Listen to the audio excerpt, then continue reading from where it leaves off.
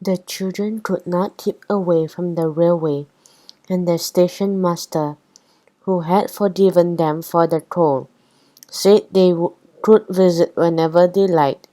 Before long they had given the train's name.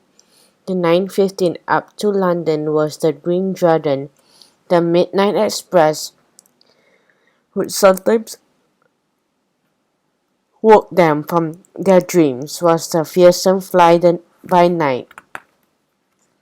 They made a friend, a kind-faced old man gentleman who travelled on the 9:15. He waved to them as they watched the Green Dragon tear out of his dark lair in the tunnel, and they waved back. They liked to think that perhaps he knew their father in London, and would take their love to him. The porter, whose name was Perks, told them all sorts of fascinating things about trains. You were only allowed to pull the communication cord if you were going to be murdered or something.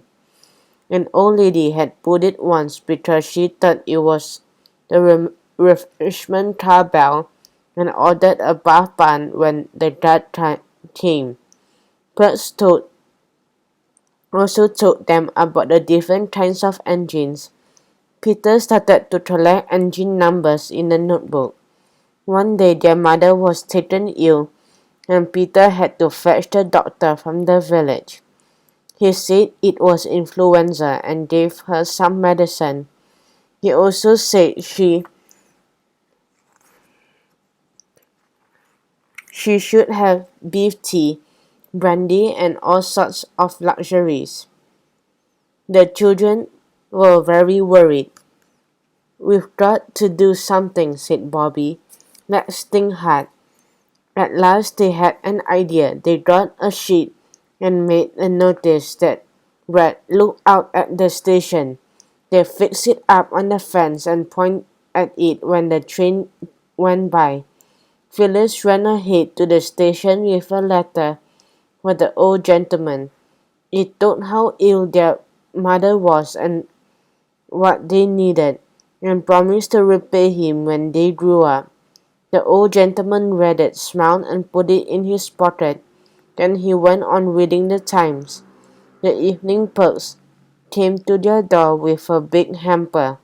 In it, everything they asked for and more: peaches, 2 chickens, pot wine, red roses, and a bottle of eau de cologne. There was also a letter from the old gentleman. He said it was a pleasure to help, and their mother was not to be cross with them for asking. A fortnight later, another notice went up. "She is nearly well, thank you." Mother was very angry at first, but she knew the children had only wanted to help.